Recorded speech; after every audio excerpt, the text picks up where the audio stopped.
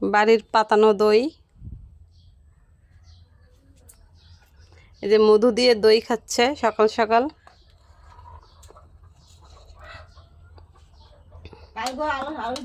কেমন লেগেছে বলো?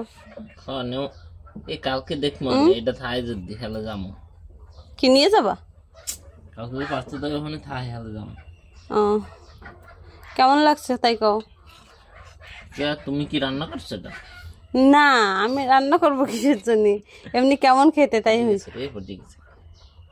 ওইভাবে উঠাতে হয় না, আর উঠানো লাগবে না, এই এই যথেষ্ট যথেষ্ট যথেষ্ট। খাওয়া শেষ ওইটুকখানি? ভালো জিনিস তো অল্প খাইতে হবে। এই যে হানির সাথে দধি কে খায় এইভাবে? কেমন? কান কোন গরম হয়ে গেছে কেমন? জাস্ট ও